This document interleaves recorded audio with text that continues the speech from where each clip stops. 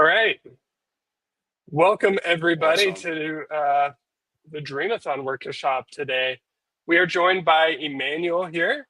And Emmanuel, I'll actually just go ahead and give the floor to you. You can do your introduction and everything. And once you're ready, I'll get your slides up on screen and you have the floor. Awesome. So my intro, it's part of my slides. I'm still going to go into it, but just a quick one. My name is Emmanuel. I am with the developer relations team at Somnia, and it's a pleasure to be here doing this today. Thank you very much.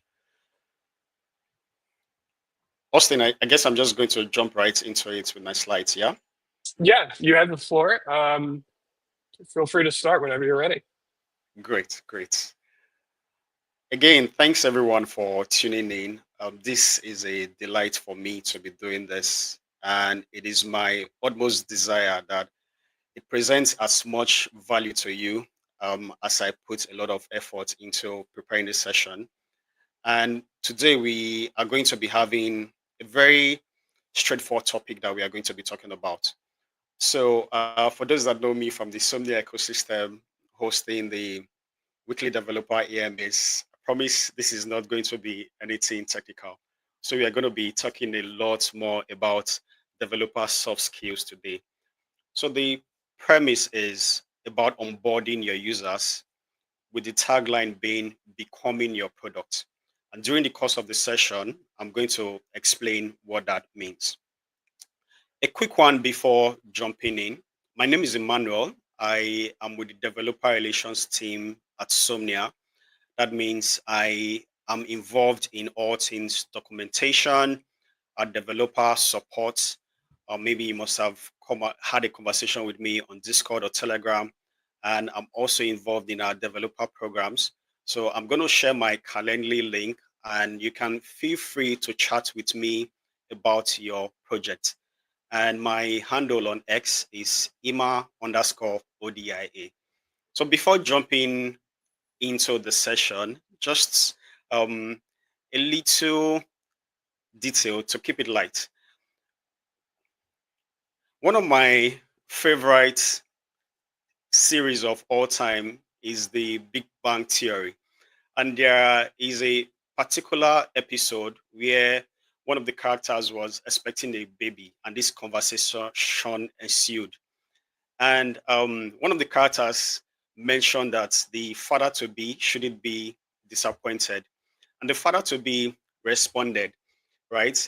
He said, I barely know. Now I have to teach someone. And Sheridan, in his all time witty nature, replied, as the saying goes, those who can't do, teach. So I remember coming across this episode the very first time I watched it, first time a couple of years ago. And I was very, very intrigued by it. Although it is packed with humor, there's a lot of life lessons to it, right? And there have also been, some other philosopher who had made the same assertion, right? But although, as against just having a traditional classroom approach to learning, where an instructor comes and you sort of have to pass down knowledge to your listeners. For me, I hope this is sort of like an exploration session where I get to share the things that I have come to learn from my years of experience, and I hope to hear your feedback at the end of it all. Get to hear your questions and get to have a conversation that begins from everything that we are going to be speaking about today. And be that as it may, I think it would help to go a bit away from my introduction earlier and tell you how I have how I have the experience that is required for me to share what I'll be sharing with you today. So basically, yes, I am Emmanuel, but this time my designation is developer relations, and that's because I have been in the industry for well over 5 years and as an engineer going on a decade, right? So I'm a one-time co-founder. So the knowledge that I'm going to be sharing with you today will be from a place of experience, and it's not just you know anecdotes or any stories that are just made up. I am a Solidity and JavaScript developer. I have been very, very heavily involved in community. And one of those opportunities I had a couple of years ago was to be one of the leads of the Meta Developer Cycles program, the first one that was instituted by Meta, which was in Lagos, Nigeria. And we successfully grew that community to tens of thousands of users and started a lot of developer programs that up to today, the success stories are still there. And every time I come across someone from the community, it's always a thing of delight. Same thing with the Unstack community, where I was also one of the co-leads at the time. And having laid that background, just a quick look into what we are going to be having a conversation about today. It's broken up into three aspects, right? Regarding becoming your product as a way of onboarding users, we are going to look at three phases of that experience. The first phase being before launching your product, which I am sure most of you in the Crack Labs program, you are currently in this phase. And also, we are going to talk about a couple of things that are going to happen when you launch with your users onboarding. And then we are going to now focus on what happens post launch. So, moving quickly into the first component, pre launch. It is important to talk about why all of this matters, right? Why do we even have to have this conversation?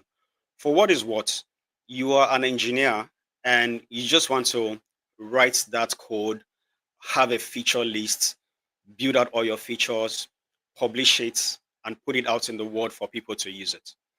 So why then do we have to have this conversation? So for what is what, like I have already said, you're always building something, but I alluded to your engineering skills of building the product. But it goes without saying that as a developer, you are also building a habit, and in the process, you are building a personal brand as a representation of your product. And of course, in onboarding, in onboarding your users, it goes without saying that the way you onboard your users mirrors how you manage yourself, because you are not just going to be the owner of the product, you are going to become the product and also become the first user of your product. And therefore, the first lesson here, more than anything else, is be kind to yourself. Be kind to yourself. This is very, very important. And why? It is because of the following reasons. One, your health is your wealth. A lot of the anecdotes that I'm going to be sharing during the course of this session will definitely be things that may have already existed in your consciousness, but this conversation is just going to help bring them to the fore. And it is my sincere hope that because someone else is sharing this as lessons for developers, one who has confounded the product himself and who is currently actively working on a product as well and supporting users in a developer community, I see it as an opportunity for me to communicate to you that a lot of the things that you may have been confused about on the soft skills side about rest, relaxation, and prioritizing yourself are actually very, very important. And before you onboard users, like I said, you are the first user of your product. And it is paramount that you are healthy physically, emotionally, mentally, and in every other aspect. And of all the ways to manage your health, it is important that you put family before everything else. Family, it's a different construct to different people. It does not necessarily mean the nuclear component into which you were born. It could broadly encompass every other component that for you is important and would always come first. So, family before everything else. no matter what it is that you are building, always remember that your health is important and you have to prioritize family at every point in time. And of course, your relationships are important. There is a saying that one who journeys alone actually will journey very fast, but one who journeys with others journeys further. So if you are into sports and maybe into group sports, like say soccer or cycling or any other activity, you would understand how important this is, especially for emotional activity like cycling or running. When you go jogging alone, you'd find it may not apply to you, but you would find that it is always easier going on such journeys with people. And of course, you are able to cover more ground when you do so. And more importantly, you would need a community. So these are the critical components that you need to ensure that you stay grounded and you're able to find kindness for yourself. Because in being a part of a family, in having relationships, and in being a part of a community, you would find that you find people that you resonate with. And then in your times where you are down and you cannot go on a journey alone, they would be there to carry you along the rest of the way. And as you go on through the session, we are going to look a lot more into why the community aspects is very, very critical. So first, before anything else, as a sequel to health, from your health, we have to talk about managing your energy. And energy, it's simply the amount of power you exert in a period of time. This is very critical because during the course of your builder journey, there are going to be varying seasons.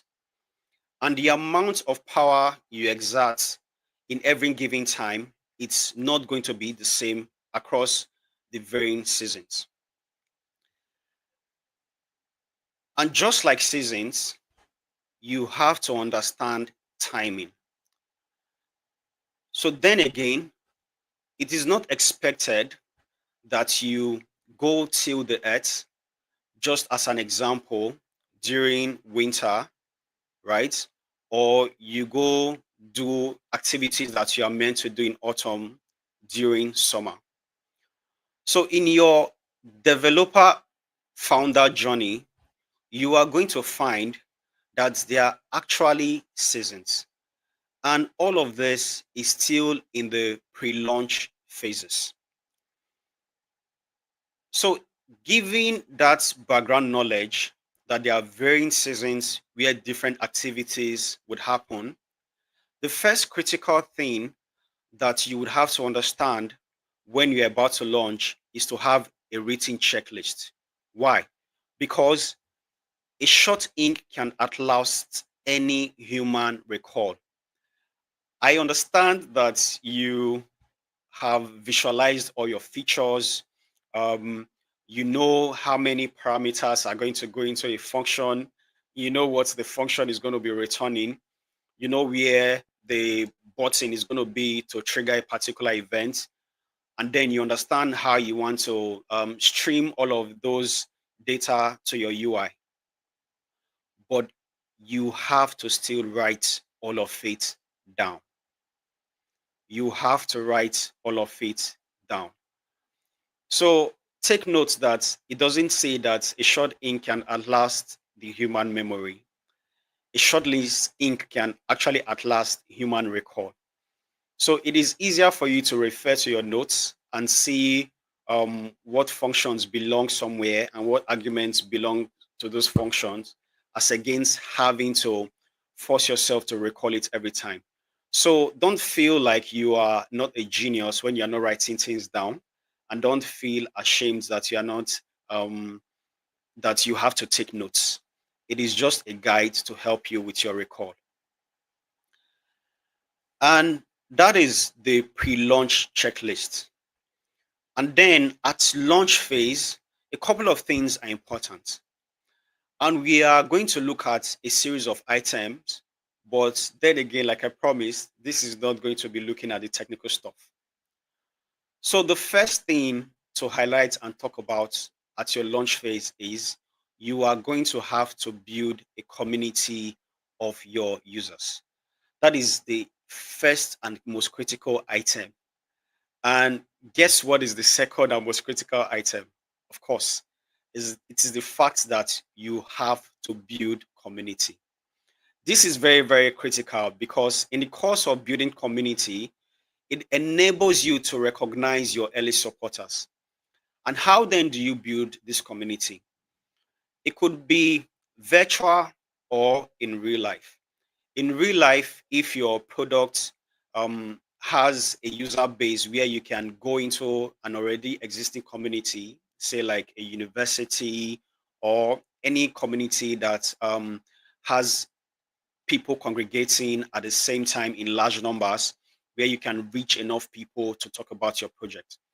So, in the course of putting out your project, you are going to find an early support system.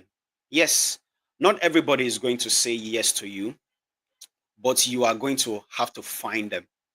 And in the course of finding people that say yes to you still have to know who those early supporters are. Because most people, out of being very, very polite, are actually going to say yes to you and maybe test out your project that one time and never be interested in using it again. But you are going to find those subset of users that are not just going to test the project, but we want to be involved in it, either by helping give you feedback or even talking to other people about your project. This set of users are very, very important. Find them and know them.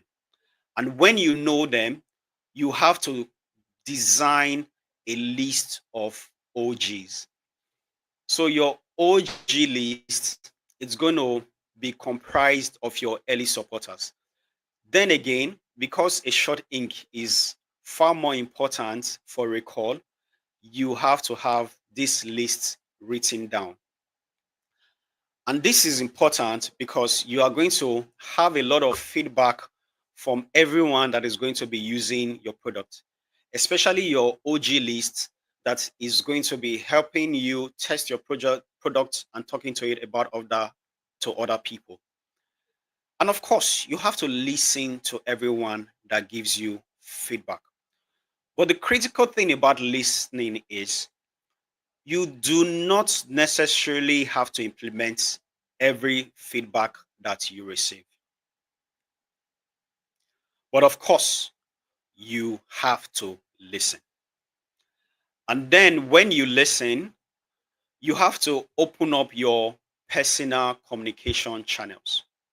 I know that you are a founder of a product and you want to be able to separate yourself from what you have built. But sorry, I am not sorry to announce to you that you have to open up your personal comms. And this means opening up your X DMs, your Discord DMs, making your Telegram handles available, making your email channels available. And this is critical because it is one of the ways that you'll find your early supporters. Because most of your early supporters you are not going to find in the community that you built. You are going to only know about them because they would be the ones to come to you. So you have to open up your personal comms. And then again, given all of this series of things that you have to be aware of as you design a checklist for launching, onboarding your initial first users, it is very, very critical to remind you, be kind to yourself. Because during the course of this launch, you are going to definitely miss a lot of people that will reach out to you. You are going to be inundated with messages. And of course, you are going to have those moments where you feel overwhelmed. You are going to have those moments where you feel that this is too much. And that is why you would have to refer to the items in the pre launch checklist: family first, relationships that you can have conversations with, and community that will be there to hold you up.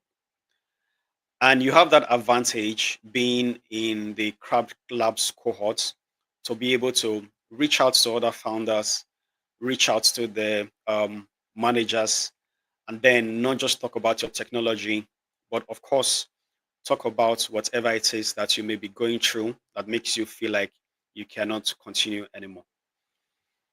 So, moving on,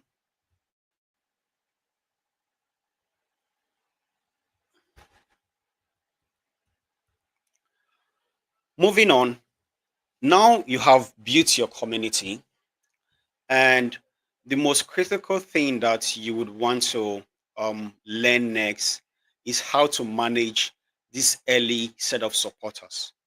You have designed an OG list, and now you have to have communication channels.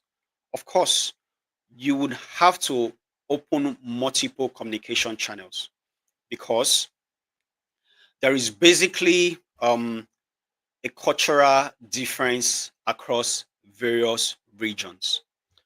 Some regions prefer WhatsApp channels, actually. Some regions prefer Telegram as their point of contact. Some regions prefer Discord. And then there are other regions where Discord is locked away and people cannot access those channels. So this again underscores the reasons for having multiple communications channels, both for yourself personally and of course for the community that you have opened up. And then again, on the point of understanding cultures across regions, it is very, very important because um, you would want to learn how you can communicate with people in various geographies across different demographics. Having a conversation with a Gen Z in Latam, it's very, very different from having a conversation with a boomer in sub-Saharan Africa. And of course, you would have to learn how to have a conversation with a millennial living in Europe or living in the APAC region. So fortunately, a lot of n- regions actually have cultures that are very, very similar. There are cultures where titles and official forms of greeting are very, very important to having conversations. And then there are cultures where feedback is actually very, very blatant. And then there are cultures that would hold off feedback as a way of being polite.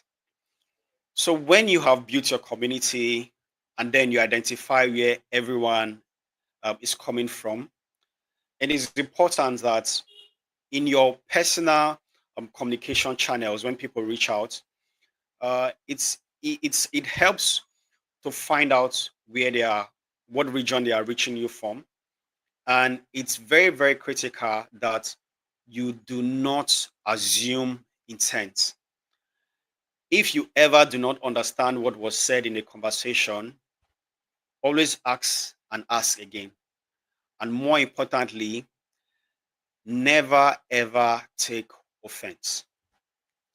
And this is very, very important because one of the ways that you are going to be reaching out in the course of managing early support is online events, because that way you are able to use fewer resources to reach a large number of your early support system. So you could have users from different countries, be able to bring them together in an online platform and be able to get feedback from them.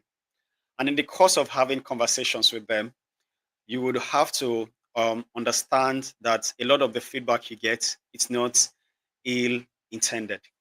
Take, for instance, we recently had a very fun field. We actually do have fun field developer hangouts week on week.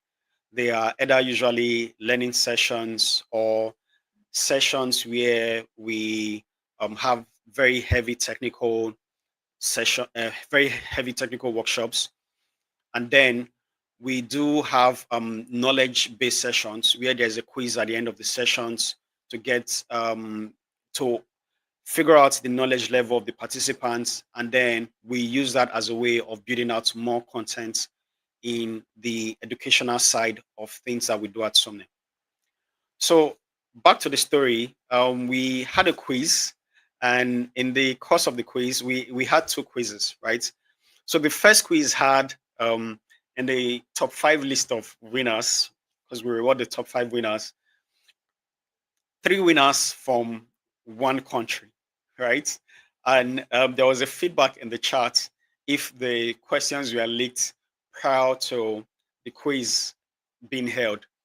So it's depending on who you are, your kind of person, it's easy, very easy to take offense saying that, because it might feel like your character is being maligned. But to be very honest, it could just be an innocent feedback from someone whose culture it is to speak up and want to gain clarity, right? And interestingly enough, when we had the second quiz, in the top five winners, three of those winners in the top five winners we were from the country where the person that had asked the question about the if the first quiz questions were being leaked, we are from that person's country, right? So it was also a very fun moment to now ask, have a fun time and ask the person, we had did you leak these questions as well? So you want to like take advantage of every opportunity to understand how to communicate with your community and do it in a way where you do not take offense. So you're going to have a lot of program activations to keep your community interested, not just in your product, but in being part of the community. So I just shared how we do that at Somnia. We have a weekly developer AMA, and it could be very technically heavy, or it could be sessions where we feature developers.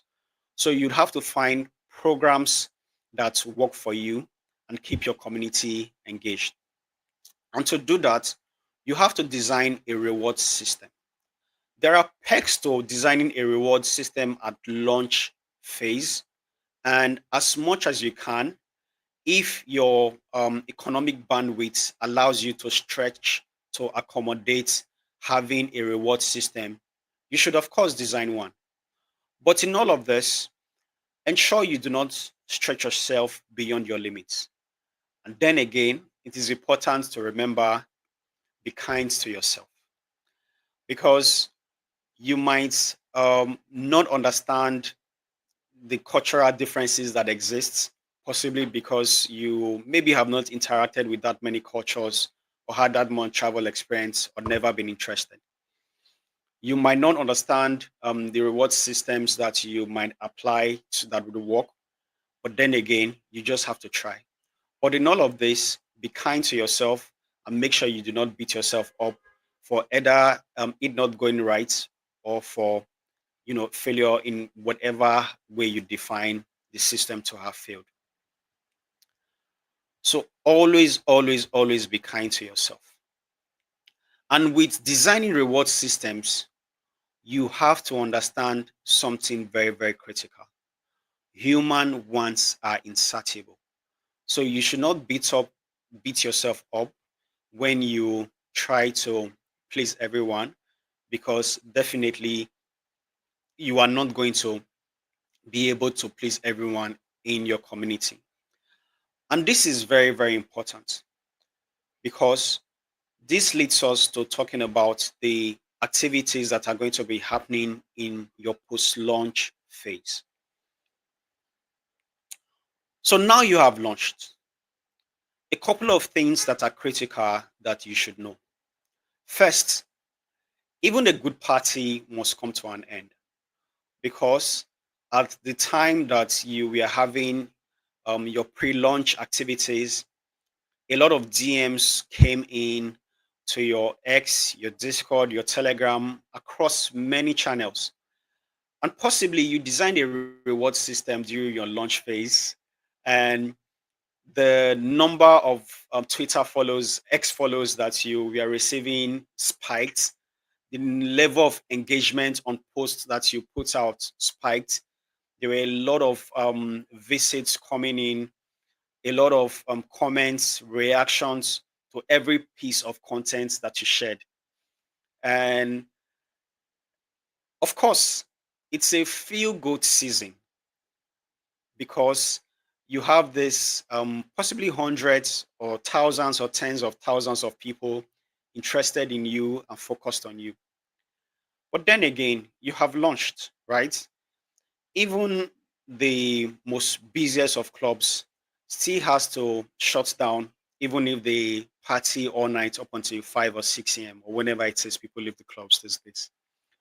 But as with every good activity, there might be a decision that, as against doing this every time, why don't we now do it every one and other time? It could be every weekend, or it could be every now and then. And having established that, you now want to understand, for your users that have come in into the community, how do you then make sure that they stay with you and then do not leave? Caveat: you are most likely going to fall beyond expectation, or you are going to exceed expectation. But whatever the outcomes are, remember to set metrics that you could either surpass, or you could either aim to target. But in talking about metrics, you have to understand that there are two types of metrics. There are vanity metrics, and of course, there are value metrics. Both are very, very important. Value metrics are those numbers that guide you towards your North Star. So, take for instance, your product has elements where you have to make money from user activities. Now, you want to be able to track how many users use that particular feature and how it converts to money for your product, right? But then again, you have to have a funnel like mindset, where you are chasing high level vanity metrics at the top. And these vanity metrics could be engagement with your programs, engagement with your reward system. Now, it is important to note that the critical difference between a vanity and value metric is that, for a vanity metric, you are the one that is possibly spending a lot, like putting out a lot to get um, numbers that do not directly convert to profit. But for value metrics, you are not the one spending, but rather you are getting numbers that actually convert to profit. And moving from your zeroth user to your first user, of course, you are the first user of your product. You are user 001. What does that mean? When you finish building every feature, as against just testing it in your post smart collection, testing it by running it in your CLI, what I recommend is you have a different environment where you take a break from shipping features, and then you take 5 minutes, 10 minutes, walk around, go drink water, or just have a conversation with somebody, come back with a fresh mind, and then look at the feature that you are supposed to test from the testing environment and then interact with it as a user. Because the context is different from when you are writing out your features, you do a quick test, and then you go back into writing code. So you have to separate yourself from the builder mind and then come into the user mind when testing out your features. And in building out for user from user 002 to user 100, it is important again to go back to community, because you are the first member of the community and you must speak in first person voice. What does it mean to speak in first person voice? At this point where you have launched and then you're acquiring users, rewards do not work as much as they used to at the launch phase, or maybe they don't even work at all anymore. So this is the time that you come out of your shell and then talk to your users in first person narratives. I understand that it is work. I understand that it is a product. But there is a plus side to a founder talking about the product as a user of the product. If you want to find very clear examples of this, you should go watch videos that Paul, the founder of Somnia, has been featured as a guest, or follow his ex post. So you find him talking about ecosystem projects because he has had the first tests of those projects. And then he is now able to speak to the community in first person voice about those projects. So the same applies to you. So for your project, you have to know your features and then you have to be able to speak to your community about why they should rely on it. But then again, it is very, very important to remember, be kind to yourself. You might not get all of this on your first try, but that does not mean that you are not doing great. And you should always refer to your community whenever you're feeling overwhelmed.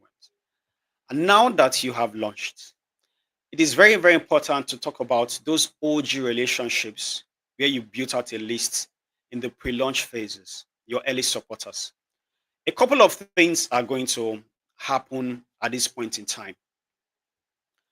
One, it is very, very possible for you to find people in the community that are going to become your teammates because they were there from the very beginning, must have seen the product in its version 1 phase, and we are there up until the time when it was completed, helping test out every feature, and had also maybe spoken to other people in the community about it.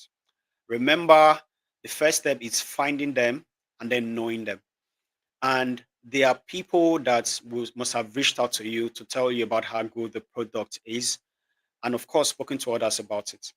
And who else to make a better teammate than someone who has been there from the very onset, cheering you on and being 100% invested in the project? And yes, we have had situations at Somnia. Some of my most delightful colleagues that I work with today, they are people that we are very, very heavily involved in the Somnia ecosystem and the Somnia community. And today they are officially part of the team. A critical point to note, handling sour OJs at post launch. Yes, some relationships are going to go sour. There is absolutely nothing that you can do about it.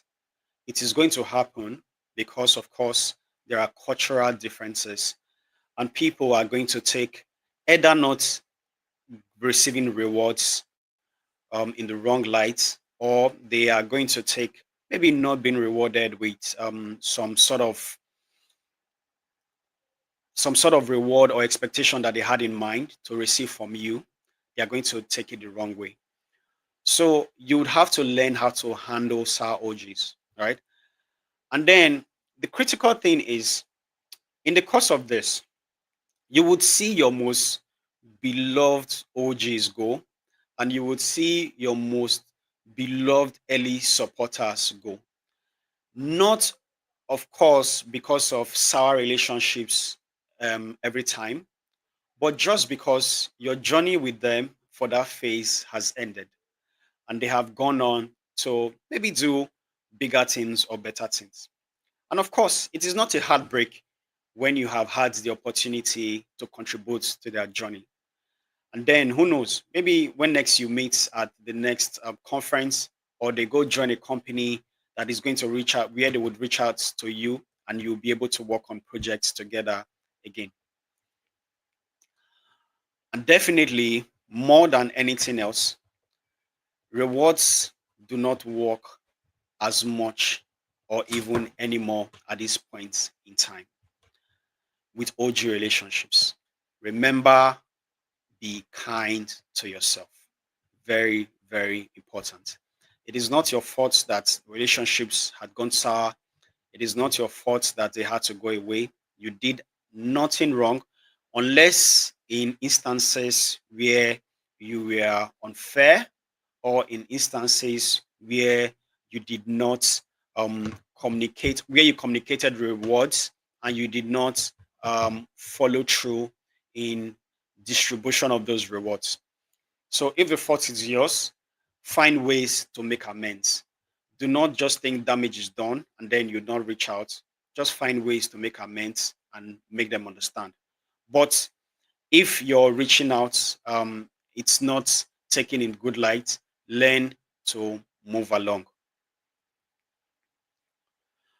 So a critical thing to understand from learning to move along is understanding energy. The first being the energy of your community. Your community is going to be exuding a lot of energy. You would have to learn how to harness it. And then the beauty of the community that you will have established at this point is that you could go to bed knowing that there will be members in the community that will be willing to help one another when a query comes in. And you would have to learn how to outsource this responsibility of support. You do not have to be everywhere at all the time.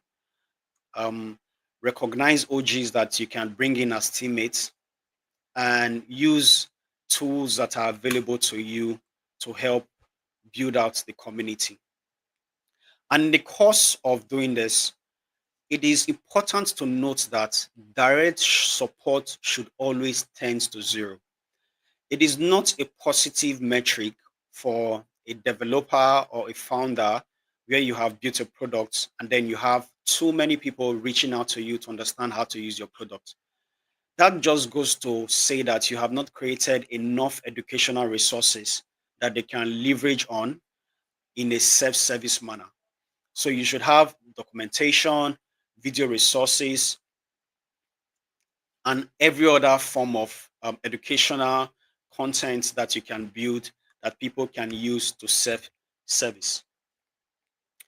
And then again, focus on the positives in all of your experience, right? When the community doesn't reach out to you as much as before, when the applause has died, understand that there will be negatives, right? But do not dwell on the negatives. Again, more importantly, more than anything else, be kind to yourself. So, a very important note on support. Like I have already said, less is always very, very good. And then you must clearly communicate, address all forms of feedback directly. Address all forms of feedback directly.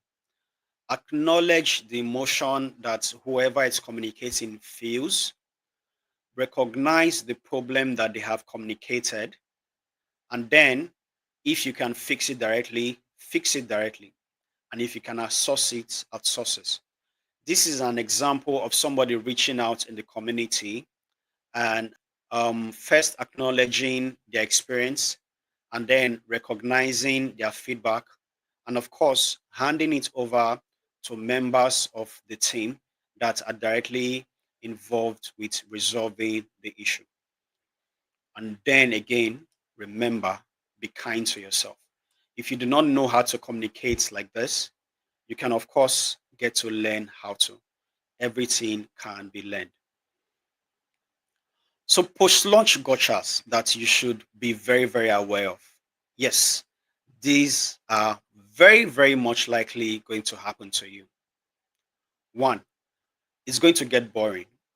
Remember at launch and pre launch, you had a lot of DMs on X, on Telegram, a lot of people reaching out. Yes, of course, it's going to get very, very super quiet at some point. And it is very good. You need to learn how to master boredom. And then again, to move a boat forward, a rowboat, you have to know that you have to pull the oars backwards. So there will be certain times in your builder journey where you'd have to roll back some features, um, end some programs, remove some people from the community, remove some people from your space.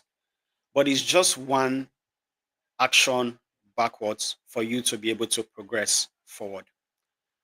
And yes, the cost of building and acquiring users for your products and building out a community, it's a smoke, flame, embers, and maybe flame again process.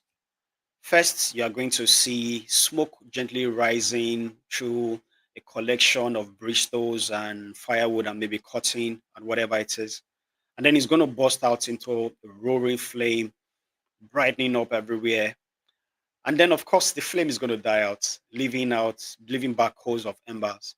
And if you're able to find more twigs to gather again and dump on the coals, yes, the embers are able to create flames again.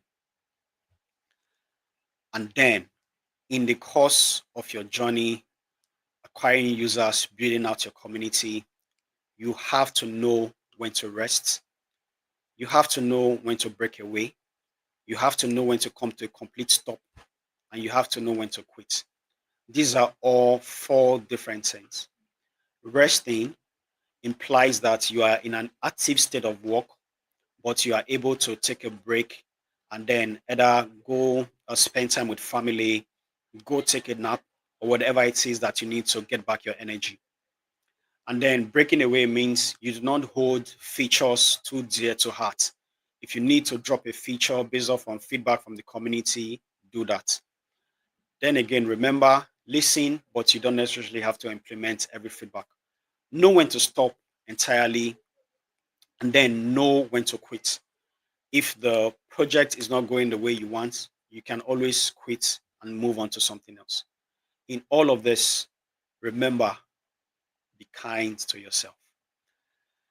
And on the final notes, seasons come and go. Remember not to plant in winter. And more than anything else, be kind to yourself. So that is it for this session. I hope you had a delightful time as much as I have sharing with you. Just wanted to share this slide with you to remind you about Somnia Speeds. And more than anything else, I am super, super grateful for the opportunity to have shared this knowledge with you.